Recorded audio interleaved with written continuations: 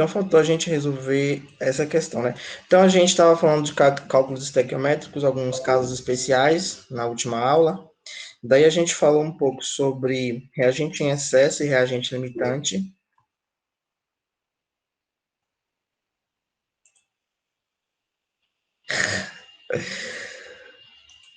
Tá bom. Então, a gente falou sobre reagente em excesso e reagente limitante, né? Que é uma situação onde é autoexplicativo, né? Onde as proporções elas não estão corretas, ou seja, tem mais de um reagente do que outro, então a reação não vai se completar totalmente, então vai acabar sobrando algum reagente em excesso, né? Então o que sobrar vai ser o reagente em excesso, e o que reagir completamente vai ser o reagente limitante. A gente também falou sobre a pureza dos reagentes, né? Que geralmente os reagentes, por mais puro que seja, ele nunca é puro 100%, então geralmente tem algumas impurezas nesses reagentes. E faltou falar sobre rendimento de reação, né? As reações, digamos assim, em situações, em condições reais,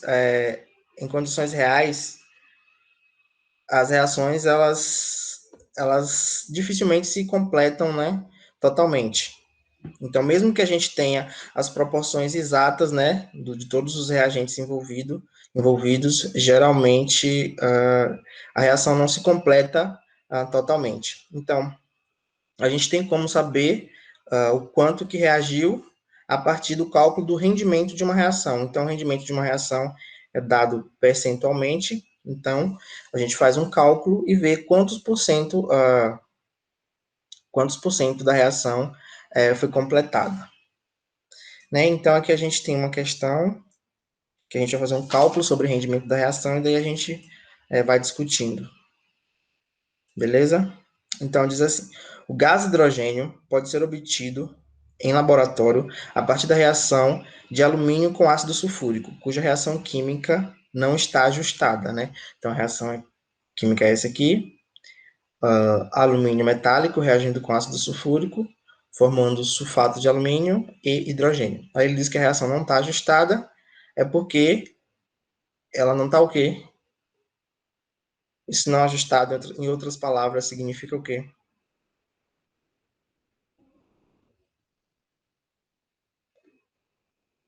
Turu. Alguém? Balanceada, professor. Isso, a reação não está balanceada. Então, nesse caso aqui, diferente dos outros que já estava tudo bonitinho, nesse caso a gente vai ter que balancear, né? Então, seguindo, um analista utilizou uma quantidade suficiente de ácido sulfúrico para reagir com 5,5 gramas do metal e obteve 5,71 litros do gás nas condições normais de temperatura e pressão. Neste processo, o analista obteve um rendimento aproximado de. Então, a primeira coisa que a gente precisa fazer é balancear a equação.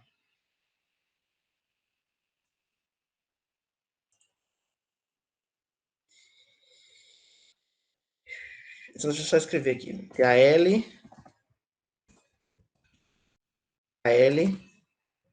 mais H2SO4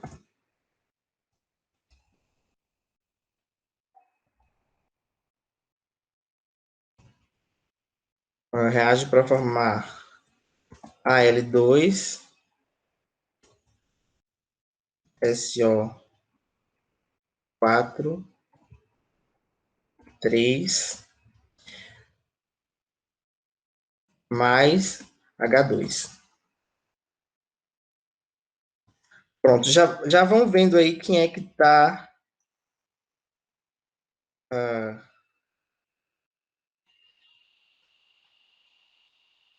Qual é o átomo que está em menor quantidade na equação, na reação.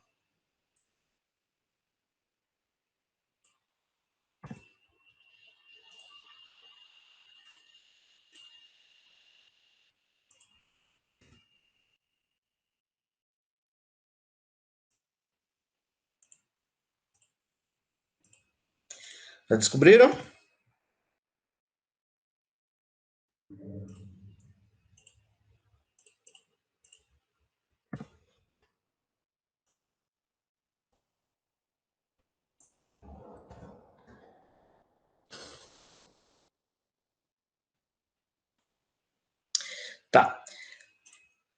Geralmente, quando a gente vai balancear uma equação, não lembro se eu falei isso para vocês, a gente geralmente não começa pelos átomos de hidrogênio nem pelos átomos de oxigênio. A gente começa pelos outros átomos diferentes desses dois, né? Então, vamos começar pelos produtos. Aqui a gente tem quantos átomos de alumínio? 2. E aqui a gente só tem um, né? Isso. Então, precisa colocar o 2 2. aqui na frente. Ok? Tá, então agora a gente tem dois átomos de alumínio, dois átomos de alumínio.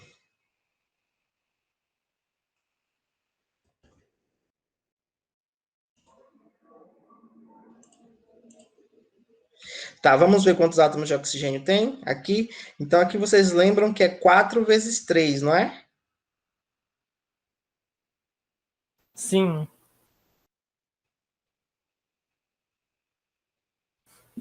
12, professor. 4 vezes 3, 12. Então, a gente tem 12 átomos de oxigênio e quantos átomos de enxofre?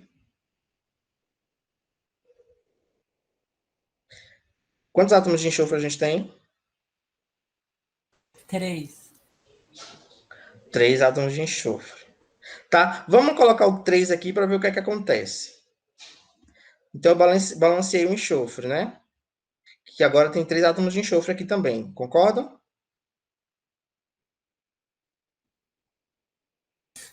Sim. Concorda, né? Todo mundo concorda? Gente, eu não tô conseguindo ver o chat hoje, viu?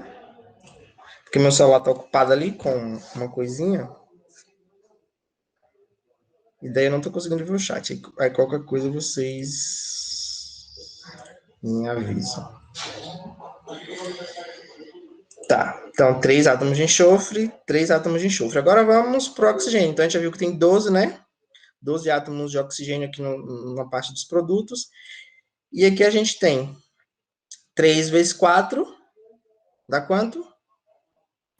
12. 12. Pronto, então o número de oxigênios também está balanceado. Agora, o hidrogênio. Aqui a gente tem quantos átomos de hidrogênio? 2, né? Sim, não tá balanceado. E aqui a gente tem quantos no primeiro membro? 6. Isso, então para ter 6 aqui, a gente precisa colocar quanto? Qual o coeficiente aqui na frente? 3. 3. Pronto, agora está balanceado? Agora sim. Pronto. Tá, agora vamos ler a questão de novo, que nessa altura do campeonato a gente já esqueceu. O gás hidrogênio pode ser obtido em laboratório a partir da reação de alumínio com ácido sulfúrico, cuja reação química não ajustada é essa, que agora já está ajustada aqui embaixo, né? Já está balanceada. Um analista utilizou uma quantidade suficiente de H2SO4 para reagir com 5,5 gramas do metal e obteve 5,71 litros do gás nas condições normais de temperatura e pressão. Neste processo, o analista obteve um rendimento aproximado de. Então, agora, o que, é que a gente vai fazer? Alguma sugestão?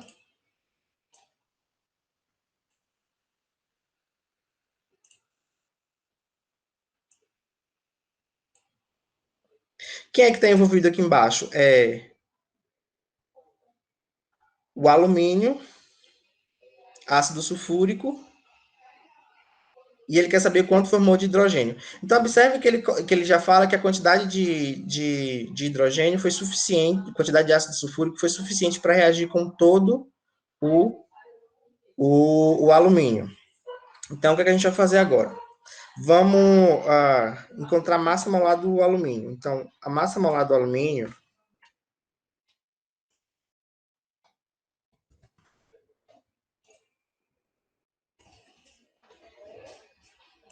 é quanto? Quanto que é a massa molar do alumínio? Alguém sabe?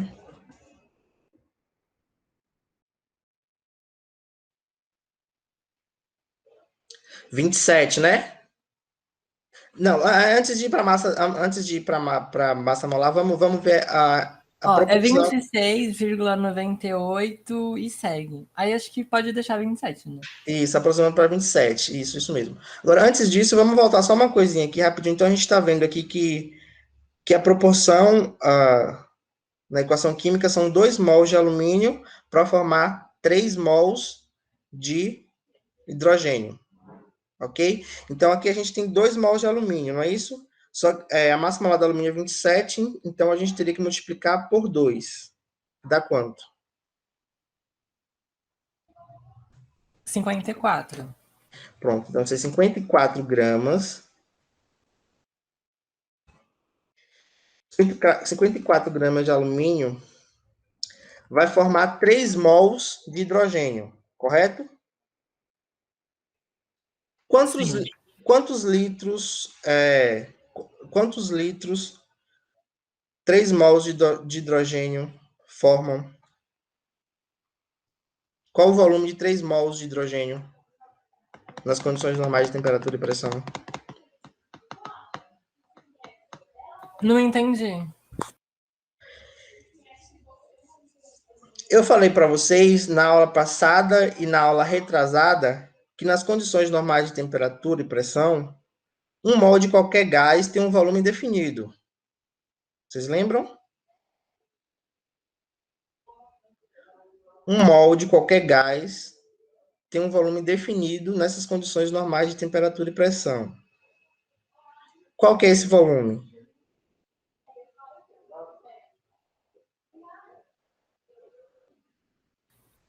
Professor, vê se é 22,4 litros. Isso, 22,4.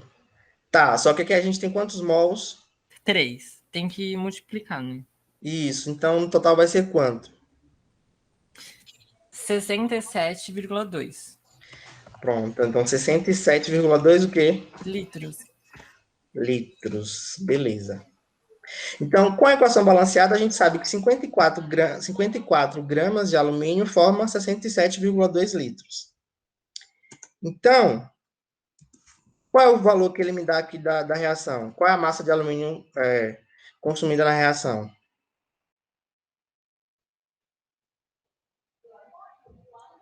Qual é a massa de alumínio consumida na reação? 55,5? Isso, então 5,5 gramas vai formar quantos litros? É 5,71, né? Não, vai formar X. Ah, é X, para regra Porque de esse valor três. aqui é o que é o real. O valor real, que nunca é, que geralmente não é igual ao valor teórico. Entendeu? Sim. Então, o que a gente está fazendo aqui é primeiro vendo quanto que 5,5 gramas formaria em uma condição bastante ideal, que seria a reação disso daqui, que seria essa massa aqui que teria reagido completamente. Tá bom? Tá, então essa regra de 3 aqui, x vai dar quanto? 6,84 segue 4. 6,84. 84. 4, Com... 4, 4. Tá, então a gente deixa aqui mesmo, no 84. Todo mundo acompanhando aí?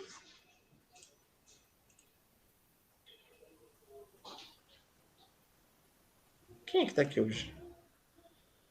Camille, o João, o Mário, o Vitor e a Vitória. Vitória, cadê você, Vitória? Que nem respondeu meu boa noite hoje. Só observando, hein? Tá, pronto. Então, esse aqui seria o 100%, ou seja, em uma condição muito, muito ideal, 5,5 gramas de 5,5 gramas de alumínio ia formar 6,84 litros de H2.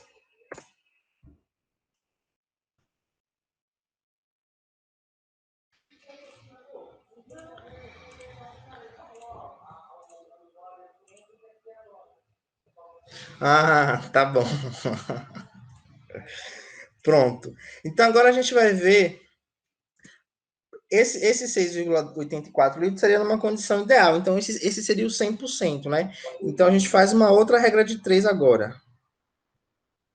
Deixa eu fazer aqui do lado só para ficar.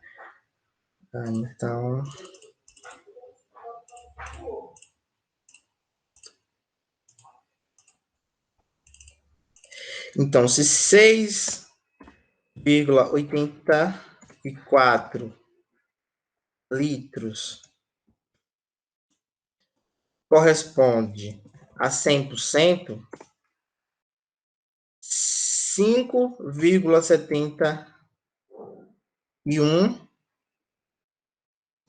litros vai corresponder a quanto?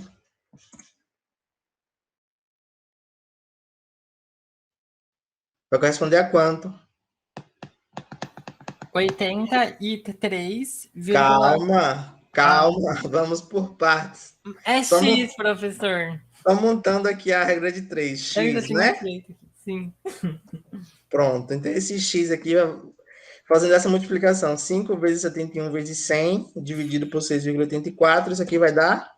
Agora sim, Vitor. 83,47. Tá, 83,47%. Então, esse é o rendimento da reação. Ok? Tranquilo? Sossegado? Vocês estão entendendo as regras de 3 e tudo mais? Tá. Então, vamos lá, vamos partir para outra coisa. Professor, na prova eu ia colocar como? Resposta. Na prova? Sim. Tá, provavelmente teria alternativa, né? Se não tivesse.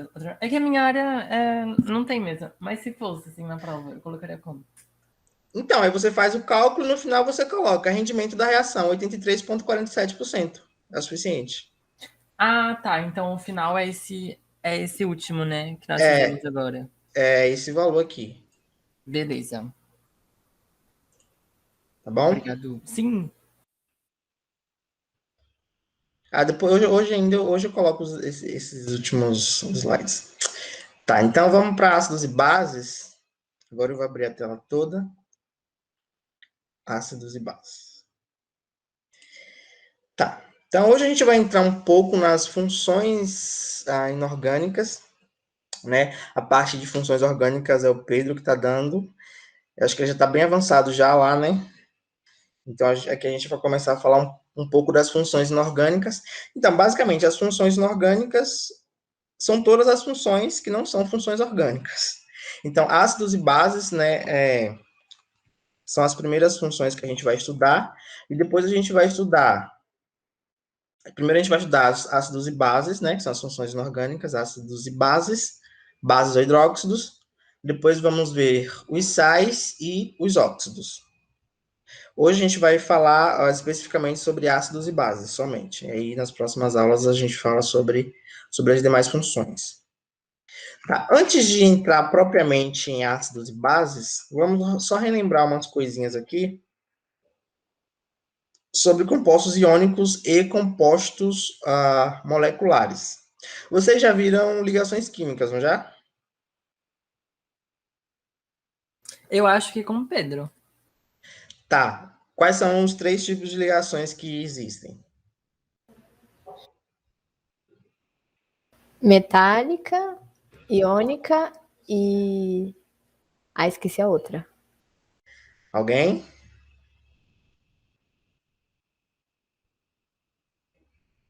Alguém? Covalente, lembrei. Isso mesmo. Tá, e qual é a característica da ligação metálica? Como é que se dá o compartilhamento de elétrons na ligação metálica?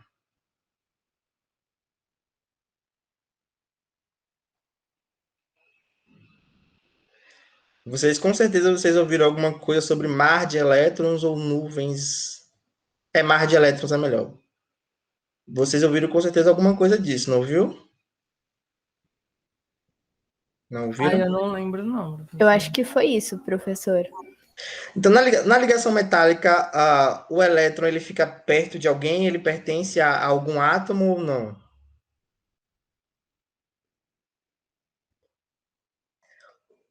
Ele fica com com os átomos do outro metal, não é?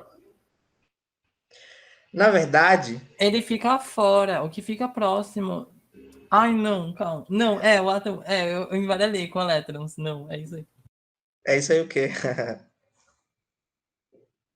Então, na ligação metálica, ela é caracterizada por um mar de elétrons, a gente diz, né? Ou seja, os elétrons não pertencem a ninguém e pertencem a todo mundo ao mesmo tempo. Ou seja, eles têm uma movimentação bastante livre, né, entre os átomos. E a ligação iônica? Como é que é? Essa é fácil, né? É quando um passa pro outro? Isso. Então, por exemplo, aqui, quais desses compostos aqui são compostos iônicos? Quais desses compostos são formados por ligação iônica?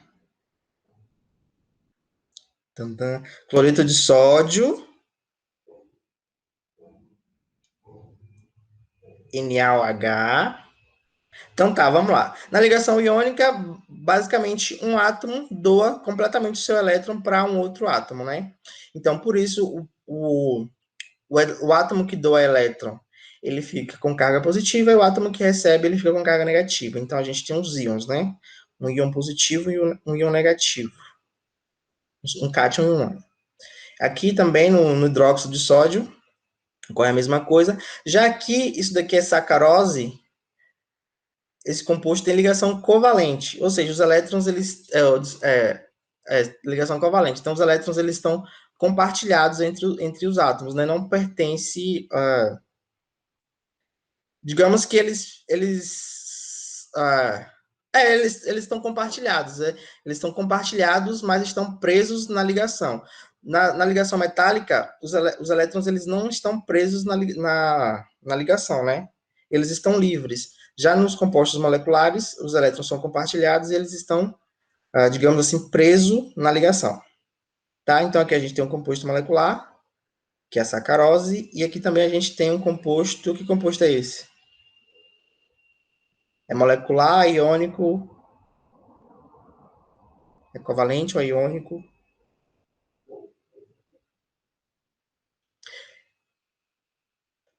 É o quê? Covalente, né? Covalente. Professor, o que faz mesmo o covalente, por favor? Hã? O que faz o covalente mesmo? Os elétrons, eles ficam compartilhados. Um átomo compartilha um elétron com o outro. Então, na ligação, por exemplo, aqui do ácido clorídrico, o cloro doa um elétron e o hidrogênio doa um elétron. E isso forma uma ligação. Aí, esse par de elétrons serve tanto para o hidrogênio quanto para o cloro. Vai estabilizar tanto o hidrogênio quanto o cloro.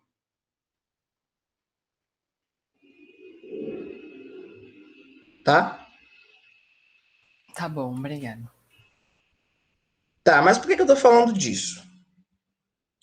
Eu estou falando disso de compostos iônicos e compostos moleculares porque eu vou falar de dissociação iônica e de ionização. Vocês lembram qual é a diferença entre uma coisa e outra?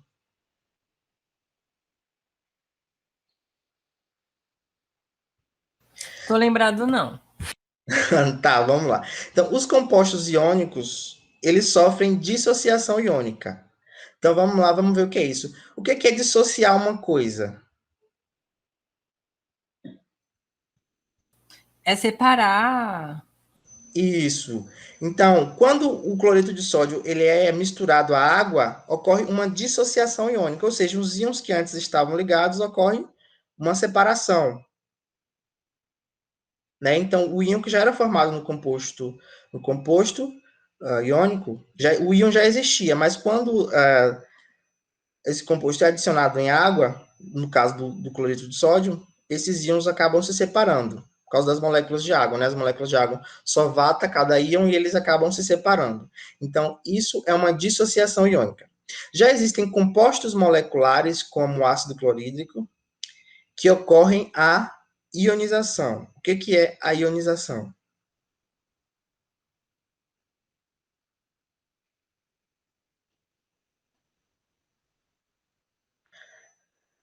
Vamos lá. A ionização é a formação de íons. Observem que na dissociação iônica, os íons já existiam e eles apenas se separaram.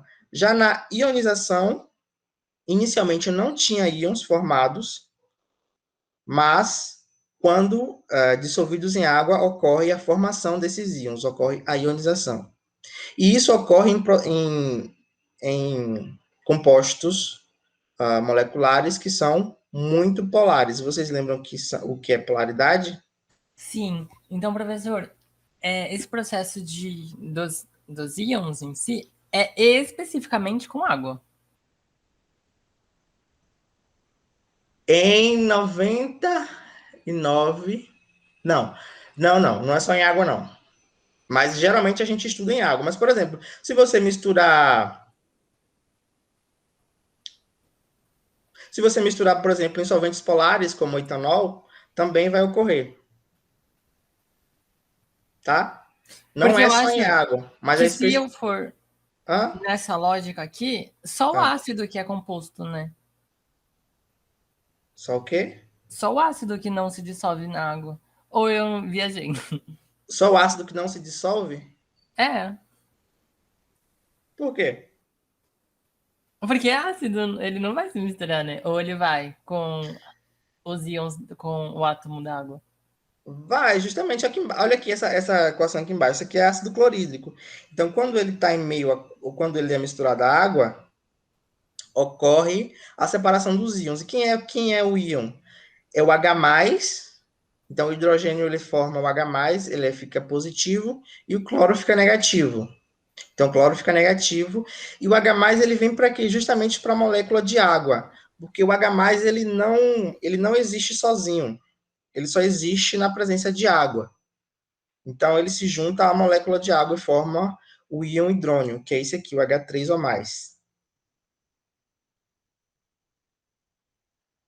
Tá bom? Tá bom. Tá, e por que eu tô falando disso? Para falar de ácidos e bases. Porque vamos falar sobre ácidos e bases segundo a definição de Arrhenius, né? Então, Arrhenius, ele definiu que os ácidos são compostos moleculares que, em solução aquosa, ionizam-se, liberando cátion H+, para a formação do íon hidrônio ou hidroxônio. Ok?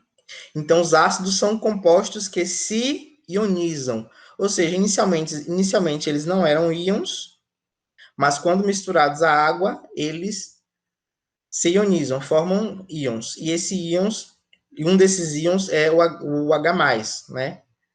Onde o H+, ele se junta com a molécula de água e forma o íon hidrônio ou hidroxônio. Tá? Então, aqui a gente tem uma representação, né, de como é que isso ocorre. Então, inicialmente, a gente tem as moléculas de HCl, vocês estão conseguindo ver, né? Então, aqui é a molécula de ácido clorídrico e a molécula de água. Observem que aqui não tem íons ainda. E com o tempo, ocorre processo de ionização, né? Então, o hidrogênio se separa do cloro, vai para a molécula de água e o cloro fica Cl-, né? Fica um íon negativo. Beleza? E aqui, mais uma vez, o fenômeno é descrito através dessa equação aqui. Então, HCl mais água forma H3O+, mais o íon cloreto. Tá bom? Mas aí vira o quê, professor? Porque não vira mais água, né? Aí que vira o ácido. Sim, a gente pode pensar dessa forma. Pode. Mas não se esqueça que continua existindo uma molécula de água ali. A diferença é que agora ela está protonada. Tá? A água não deixa de existir. A diferença é que agora ela está numa outra forma. Protonada. Ou seja, tem um hidrogênio a mais. Beleza? Certo, beleza. Então, sempre que eu estiver falando de H3 ou mais, eu vou estar falando de meio ácido, ou então do cátion. A gente pode chamar também o H+ de cátion. Vocês saberiam dizer por que o H+ ele pode ser chamado somente de cátion? Ah, não, desculpa. Ah, não é isso aqui não, é outra coisa. Daqui a pouco eu chego lá, não é cátion, não. É próton. O H+, ele também pode ser chamado de próton, somente de próton. Vocês imaginam por quê?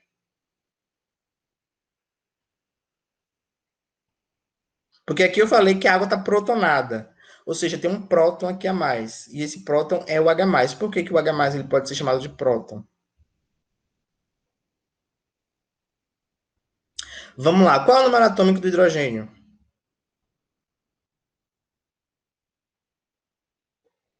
Qual é o número atômico do hidrogênio? 1. 1. O número atômico 1 significa o quê? Que eu tenho quantos prótons e quantos elétrons? 1.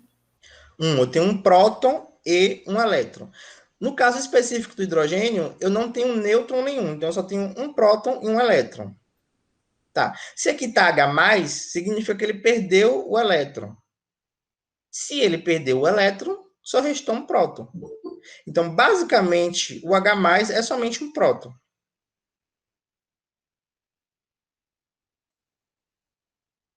Tá bom? Belezinha. Beleza, tá. Agora vamos para as bases ou hidróxidos. Então, segundo a definição de Arrhenius, as bases ou hidróxidos são compostos iônicos que, em solução aquosa, dissociam-se liberando o ânion hidroxila ou oxidrila. Então, observem. Bases ou hidróxidos são compostos iônicos que, em solução aquosa, dissociam-se liberando o ânion hidroxila ou oxidrila. Então, para os ácidos, segundo a definição de Arrhenius, ocorre uma ionização, ou seja, não existiam íons antes, e eles se ionizam quando misturados em água. Já para as bases ou hidróxidos, esses íons já existiam, né? A diferença é que agora eles vão se separar, tá bom? Então, aqui a gente tem alguns exemplos de algumas bases ou hidróxidos, né? Então, aqui a gente tem o hidróxido de sódio, né, que é a soda cáustica. Então, os íons já existiam, aí quando em meio aquoso, esses íons eles acabam se separando. Mas por que eles se separam? Por que vocês acham que eles se separam?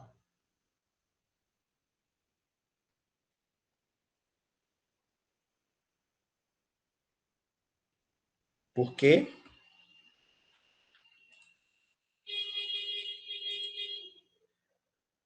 Por quê? Porque eles estão solvatados pela água. As moléculas de água solvatam. O que significa solvatar? É simplesmente se aproximar de tal forma que cada íon fica fica envolto em uma esfera de moléculas de água. Ou seja, essas moléculas de água se aproximam desses íons de forma que eles ficam separados, tá? Deixa eu ver se tem uma imagem aqui. Não, acabei não colocando. Peraí, deixa eu ver se eu acho aqui rapidinho, só pra...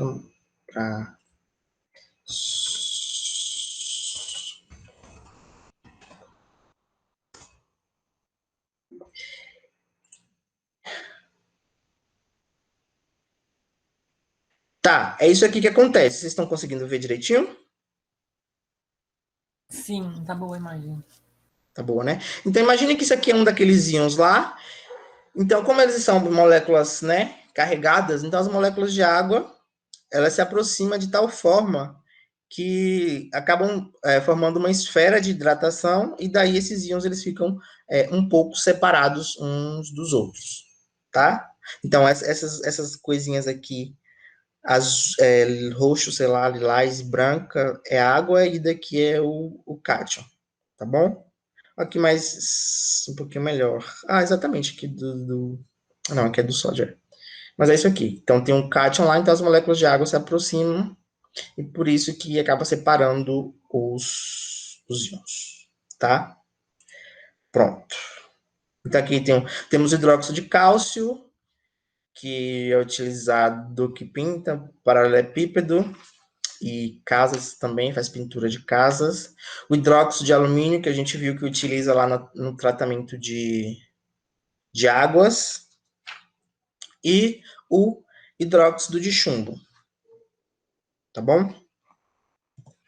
Então, aqui, propriedades ácidas e básicas de alguns alimentos, né? Então, vamos lá. Aqui eu coloquei as imagens de algumas coisas, né? Principalmente comida.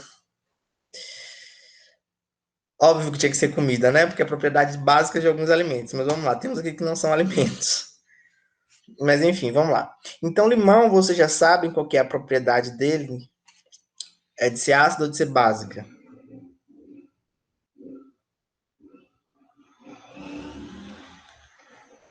Vamos lá?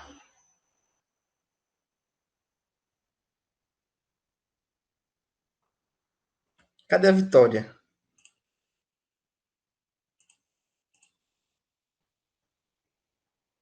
Cadê a Vitória? Já voltou com água? Ou foi pegar água de novo?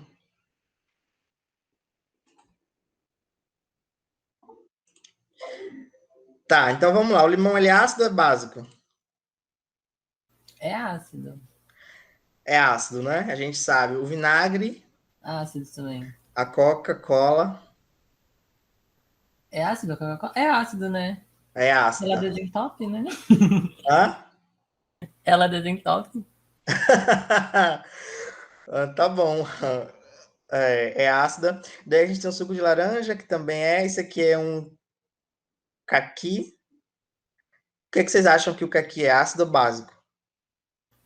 Eu acho que é básico. Então, tem uma coisa que o pessoal fala que, tipo, as coisas ácidas têm um sabor azedo e as coisas e os alimentos básicos, eles têm um sabor adstringente, né? Que é aquela sensação de estar apertando a sua boca quando você mastiga, né? Então, é isso. O caqui, ele é básico. A maçã verde, Eu acho que é ácido, né? maçã verde ácida. A banana verde, vocês já experimentaram banana verde? É ácido também, né? Não, não. Ela Não? ela é básica. Se você for experimentar, você vai perceber que quando você morde, você tem uma sensação de que está apertando a sua boca. Então aqui a gente tem o caju, que é básico, tomate ácido básico. Tomate ácido, e aí, Básico. o tomate é ácido, ele é um pouquinho ácido. E aqui a gente tem o leite de magnésio. Vocês já utilizaram isso daqui? É bom pra muita coisa, né? Por exemplo. Pra azia. Isso. E como é que ele funciona? Como é que ele combate a azia? O que é a azia, primeiramente? Por que a gente sente azia? Então, eu acho que é porque ele é ácido também, né? Aí o ácido com ácido dá negativo, né? Dá positivo, né? Neutraliza, não é, professor? Isso, neutraliza. Ó, Vitor, se você colocar ácido com ácido, vai ficar mais ácido.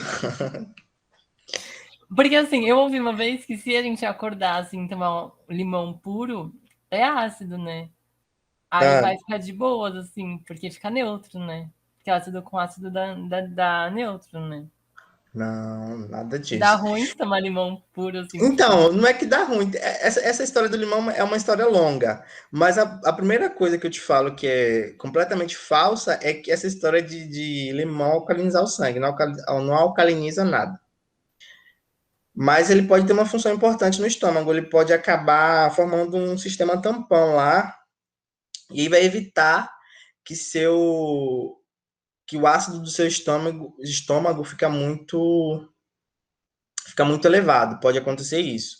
Mas essa história de alcalinizar o sangue é balela. Tá, voltando aqui, é isso aí, isso mesmo, não sei se foi a Vitória que falou. Isso daqui é hidróxido de magnésio, então ele é utilizado para azia, porque justamente ele reage com o ácido do estômago, quando esse ácido ele está em excesso, daí, quando esse ácido está em excesso, a gente sente azia, daí a gente toma leite de magnésia, né, que é o hidróxido de magnésio, e daí neutraliza. Tá? Ah, tá. Vocês sabem qual que é o ácido que a gente tem no estômago?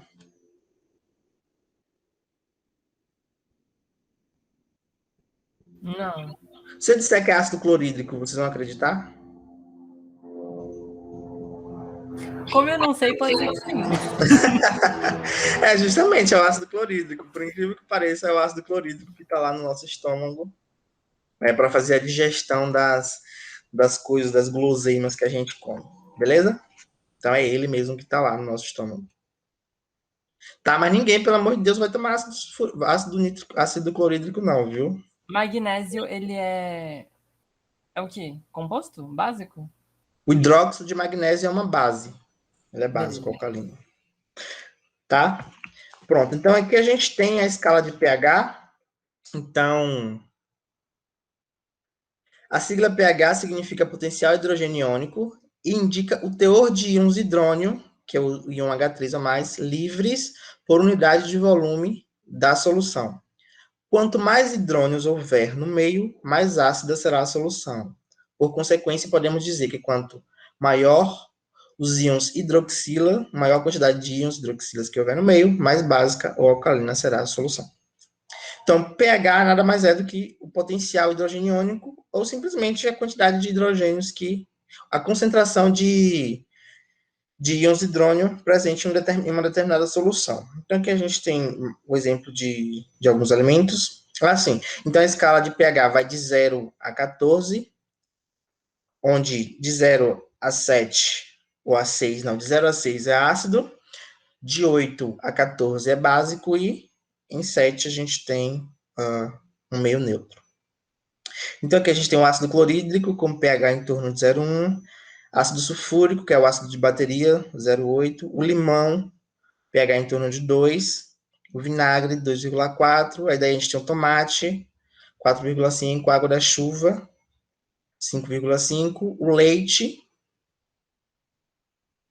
6,4, água da torneira, um pouquinho ácida, o ovo, então a gema do ovo tem um pH de 8,5, a soda cáustica 9, sabonete 10, leite de magnésia 10,5, amônia 11, alvejante 12,6 e água sanitária pH 13. Tá. Então a gente vai falar agora sobre indicador de pH, indicador ácido base. Então as substâncias ácidas ou as substâncias básicas, elas têm uma propriedade de colorir da mesma forma uma outra substância, né? Então essas substâncias ácidas ou básicas, elas têm a propriedade de colorir da mesma forma uma outra substância, né? Então substâncias que adquirem determinada coloração ante um ácido ou uma base são chamadas de indicadores de indicadores ácido-base. E existe um grande número de indicadores. Alguns são bastante precisos, né, que costumam ser indicadores encontrados em laboratórios, e outros nem tanto, que são indicadores caseiros. Tá? Então, aqui, os indicadores mais utilizados em laboratórios são papel tornassol, alaranjado de metila, azul de bromotimol e fenolftaleína. Ou seja, essas substâncias aqui, elas mudam de cor dependendo do pH do meio. Então, em pH ácido, ela vai estar de uma cor, e em pH básico, ela vai estar de outra cor. Tranquilo? Então, aqui a gente tem os indicadores nessa tabela 1 e a cor que ele vai apresentar de acordo ao diferente meio ácido ou meio básico. Então, o papel tornassol, ele apresenta cor vermelha, meio ácido, e azul é meio básico. O alaranjado de metila, vermelho é meio ácido e amarelo é meio básico. O azul de bromotimol, amarelo é meio ácido e azul é meio básico. E a fenolftaleína, ela é incolor, é meio ácido e é rosa em meio básico. Tá bom? Vocês não precisam decorar essas cores, não. Isso aqui é só para vocês terem uma noção. E em meio neutro, geralmente essas substâncias aqui, geralmente os indicadores, elas apresentam uma cor intermediária entre a coloração do meio básico e a coloração do meio ácido, né? Então, o papel tornassol em meio neutro, ele apresenta uma coloração roxo claro, porque está entre o vermelho e o azul. o alaranjado de metila, o azul de bromotimol, o fenolftaleína, né, e assim sucessivamente. Então, em meio ácido vai ter uma cor, em meio básico vai ter uma outra cor, e em meio neutro geralmente é uma cor intermediária, né, entre a cor apresentada quando em meio ácido, da cor apresentada em meio básico. Tá bom? Preciso correr agora. Então, a gente tem alguns indicadores naturais. Esses que eu falei anteriormente, esses aqui são indicadores utilizados no laboratório. E aqui a gente tem alguns indicadores naturais, onde esses indicadores, eles nada mais são do que são extratos extraídos de algumas plantas ou de alguns alimentos, né? Então, aqui eu achei essa imagem e eu trouxe só para ilustrar, né? Então, pode ser extrato de beterraba, extrato de pétalas de alguma flor,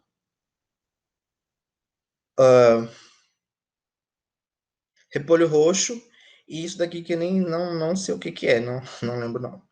Tá, então, repolho roxo, em diferentes pHs, as substâncias apresentam diferentes colorações. Mesma coisa para cebola. E aqui ele só colocou os diferentes tipos de extração, né? Como que eu estou extraindo o meu extrato? Então, ele fez extração com micro-ondas do extrato, extração em água natural, e extração em etanol, e extração por infusão. Então, aqui é só para mostrar que existem diferentes formas de extrair esse extrato, né, e os resultados podem ser um pouquinho diferentes dependendo da forma como você extrai o extrato, né, que é um indicador. Tá? Tá, provavelmente vocês receberam essa imagem no WhatsApp de vocês, falando assim, boas notícias, informações para todos. O Covid-19 é imune a organismos com pH maior que 5,5. Precisamos consumir mais alimentos alcalinos que nos ajudem a aumentar o nível de pH para combater o vírus. Alguns dos quais são. Então a gente tem aqui limão com pH 9,9, abacate com pH 15,6, manga pH 8,7, tangerina 8,8, abacaxi 12,7, laranja. Ainda traz a mensagem no final. Não guarde essas informações apenas para você. Passe para toda a sua família e amigos. Tome cuidado de Deus te abençoe. Vocês acham que essa informação aqui tá correta?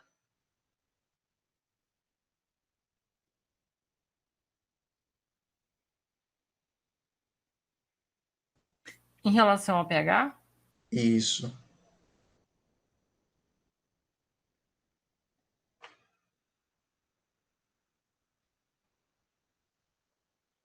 pH acima de 7 significa o quê? Meio ácido ou meio básico? Básico. E a gente viu que o pH do limão é quanto? É abaixo de 7, eu acho que. Eu não lembro direito. O pH do limão é em torno de 2 e alguma coisa, né? Então, É. limão com pH básico, isso aqui está completamente fora de questão. Abacate com pH 15,6, a gente viu que a escala de pH vai de 0 a 14. Então, isso daqui, completamente fora. Tangerina também é ácida, tá com pH básico. A manga, eu não tenho absoluta certeza, mas eu tenho quase que é ácida também. Abacaxi também é ácido e laranja também é ácido. Então, isso daqui tá completamente equivocado. Tá? Tem algumas questões aqui que eu vou deixar no slide para vocês responderem. E agora eu vou fazer um experimento aqui rapidinho só para Professor, gente. rapidinho. Fala. Mesmo que dê certo isso, né? Acontece que assim, ele tá no pulmão, né? O vírus, ele não tá no estômago. Então, o vírus, na verdade, ele está em todo o seu corpo. Claro que ele se concentra mais no pulmão, nas vias respiratórias. Ele está em todo o seu corpo. Ele está em todo o seu corpo. Mas primeiro que isso daqui está completamente errado e outra que o pH do seu sangue, do seu sistema, ele não varia. O pH do sangue é em torno de 7,30 e alguma coisa. Então, qualquer coisa que você coma ácido ou base, existe um sistema tampão no seu sangue que não deixa alterar. Entendeu? Até porque se alterar, você vai ter sérios problemas. tá? Então, isso aqui é completamente equivocado, porque isso aqui não vai alterar, além do pH estar errado, isso aqui não vai alterar o pH do seu sangue. Claro que existem algumas partes do nosso corpo que tem pH diferente, né? Por exemplo, o estômago. O estômago é ácido, é muito ácido. Mas, a partir do momento em que os nutrientes saem do estômago e vai para a sua corrente sanguínea, para os outros órgãos, o próprio sistema tampão do seu sangue já equilibra o pH, deixando lá no pH de 7 alguma coisa, tá? Sim, professor, obrigado. Por nada. Tá, eu vou deixar o slide e vocês fazem a questão. Peraí que vai ser rapidinho, eu vou tomar uns 5 minutos da aula do professor. Quem aula? É de quem a aula que vai vir? É da Andrea, de linguagens. Mas a Ah, gente tem 10 minutos de intervalo também. tá. É. Vocês pedem desculpa para ela depois, tá? Mas é rapidinho aqui também, acho que 5 minutos eu acabo, tá bom? Eu vou desligar os dois áudios. Não, eu vou deixar o áudio do notebook somente.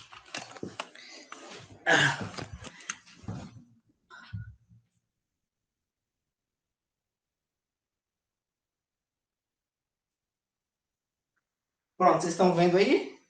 Vocês conseguem colocar. Eu vou parar a apresentação. Vocês conseguem. A imagem que está aparecendo aí, vocês conseguem abrir na tela inteira? Sim. Tá bom. Então, o que foi que eu fiz? Hoje, eu peguei. Vocês estão me ouvindo, né? Sim. Sim, Então, professor. o que foi que eu fiz?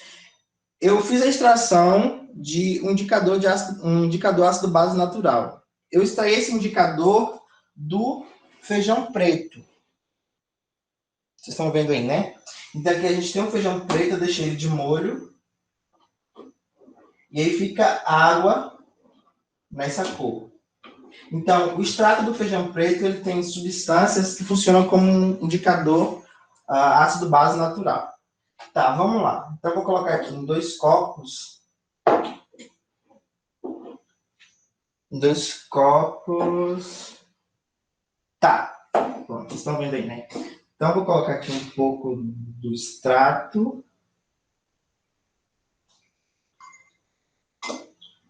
Em um pouco em outro.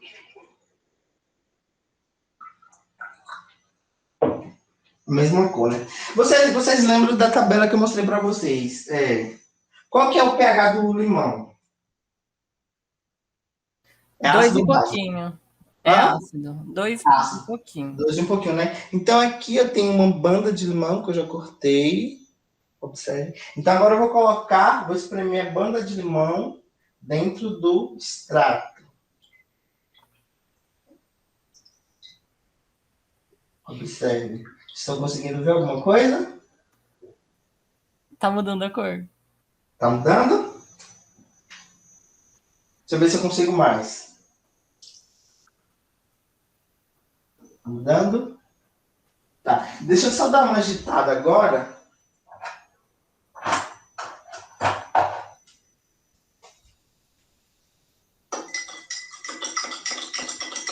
Tá conseguindo perceber? Nossa, não ficou tão bom quanto eu gostaria. Deixa eu ver se eu acho um outro limão aqui.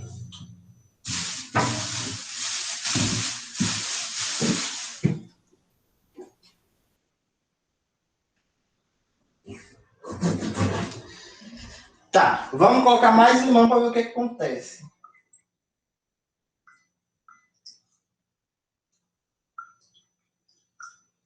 Mudou, né? Não mudou quanto eu gostaria, porque eu acho que está muito concentrado o extrato. Vou mostrar uma aqui que eu fiz um pouquinho mais cedo, só para fazer um teste. Vocês estão vendo? Está um pouquinho mais claro, não tá? Tá. Está um pouquinho mais claro. Pronto, agora eu vou adicionar uma outra substância no outro extrato, que é água sanitária. Vocês lembram qual que é o pH da água sanitária?